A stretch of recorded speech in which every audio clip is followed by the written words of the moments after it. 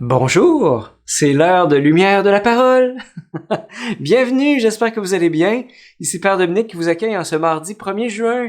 Déjà, le mois de juin. Ça va vite, hein? Alors, nous mettons à l'écoute de l'Évangile de Jésus-Christ selon saint Marc. En ce temps-là, on envoya à Jésus des pharisiens et des partisans d'Hérode pour lui tendre un piège en le faisant parler.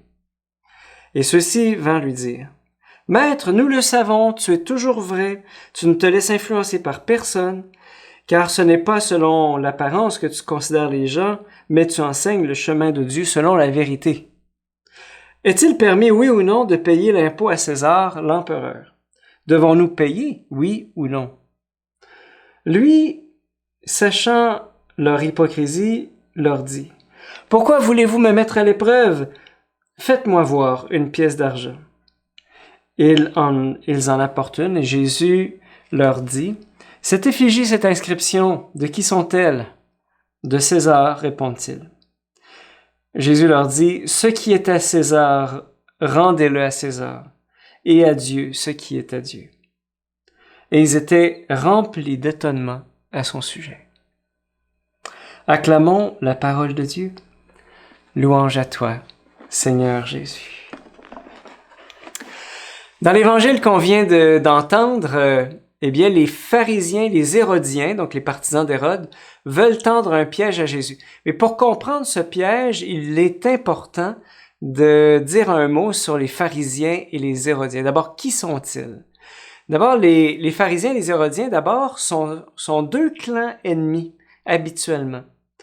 On sait que la Palestine, du temps de Jésus, était sous l'occupation romaine. Les Hérodiens, eux, sont en faveur de la présence romaine, parce que, comme leur nom l'indique, ce sont des partisans du roi Hérode, et Hérode est un roi postiche, je me rappelle plus, une marionnette, si vous voulez, installé par les Romains. Les Juifs lui reconnaissent aucune légitimité, aucune autorité. Alors, Hérode est un roi installé par les Romains, moyennant un lourd tribut que Hérode leur a payé, et avec la promesse de faire régner la paix en Palestine. Au contraire, les pharisiens, eux, n'aiment pas l'occupation romaine, et ils attendent, ils souhaitent, ils désirent la venue du Messie, le nouveau David, qui va mettre dehors cette présence nuisible. Alors, pour eux, des Juifs fidèles, le seul empereur est Dieu, Adonai, le roi d'Israël, dont ils disent 5 fois par jour la profession de foi d'Israël. Écoute, Israël, le Seigneur notre Dieu est l'unique. Il n'y en a pas d'autre. Voilà. Or, la monnaie en cours indique qui a le pouvoir. Alors évidemment, la monnaie, c'est une monnaie romaine, avec l'effigie de César, qui indique au fond que c'est les Romains qui ont le pouvoir en Palestine. Ce qui fait que, pour un Juif, payer l'impôt, ça voulait dire accepter le pouvoir en place. C'est le cas des Hérodiens. Eux, ils sont bien contents parce qu'ils reçoivent un tribut, ils reçoivent des bénéfices de ça.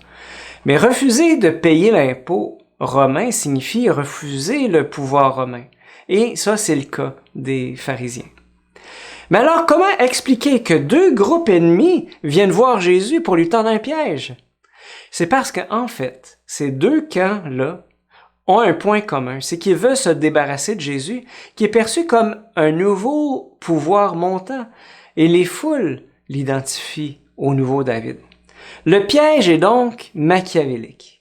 D'autant plus qu'il est précédé d'une odieuse flatterie. « Maître, ils lui disent-ils, nous le savons, tu es toujours vrai, tu enseignes le chemin de Dieu, selon la vérité, tu ne te laisses influencer par personne, car ce n'est pas selon l'apparence que tu considères les gens. » Et là, ils disent, « Dis-le nous, est-il permis ou non de payer l'impôt à César? Oui ou non? » Alors, si Jésus répond oui, il est permis de payer l'impôt à César, alors il est du côté des Hérodiens.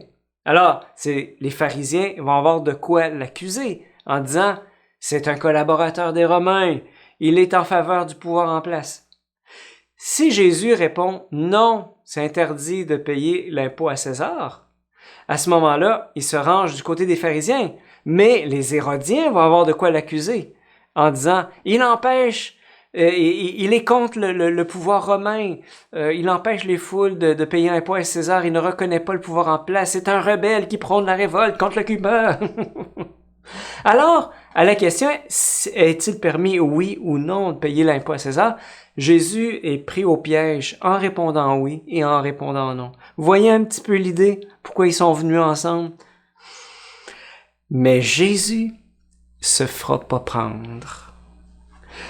Alors, parce que le piège était presque parfait. C'est pour ça qu'il demande une pièce de monnaie. Il pose la question de l'image sur la pièce de monnaie. Alors ici, c'est César qui est sur la pièce. On sait que les empereurs romains se prenaient pour des dieux et demandaient au peuple conquis d'adorer l'empereur, d'adorer César comme un dieu.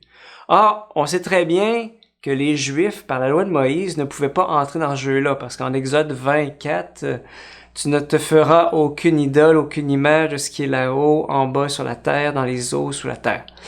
Alors, pour un pharisien, payer l'impôt à César, c'est favoriser le culte interdit par la loi. Le culte impérial interdit par la loi. Mais pour les pharisiens, quelle était la seule image de Dieu? Eh bien, c'est l'homme et la femme. Comme on voit dans Genèse, Dieu créa l'homme à son image, à l'image de Dieu il le créa. Homme et femme, il les créa. Dès lors, quand Jésus dit « Rendez à César ce qui appartient à César et à Dieu ce qui appartient à Dieu », il dit ceci. Ce qu'on pouvait comprendre, c'est ceci. César n'est qu'un homme, il n'est pas Dieu. Cette monnaie lui appartient, alors rendez-la lui. Payer l'impôt à César n'est pas une adoration de César parce qu'il n'est pas un Dieu. Mais allez lui rendre la monnaie de sa pièce. Mais vous, à la fois les Hérodiens puis les pharisiens, vous êtes l'image de Dieu. Alors vous appartenez à Dieu en tant qu'être humain. Alors rendez à Dieu ce qui appartient à Dieu. Vous appartenez à Dieu, alors convertissez-vous et rendez-lui votre adoration. Au fond, la grande question que Jésus pose aux Hérodiens puis aux pharisiens, c'est celle-ci. À qui appartenez-vous? Au pouvoir, à l'argent ou à Dieu? Êtes-vous vraiment libre par rapport à tout ça? Et cette question, on peut se la poser à nous aussi. À qui est-ce que j'appartiens? Moi et toi et moi, qui sommes à l'image de Dieu, à qui est-ce qu'on appartient? Est-ce qu'on appartient à notre argent, à notre pouvoir, à notre influence? Ou bien on appartient à Dieu? À qui est-ce que je veux appartenir? Portons aujourd'hui cette question-là, à nous qui sommes image de Dieu. Et je demande au Seigneur qu'il vienne bénir son image en toi, au nom du Père, du Fils et du Saint-Esprit. Amen.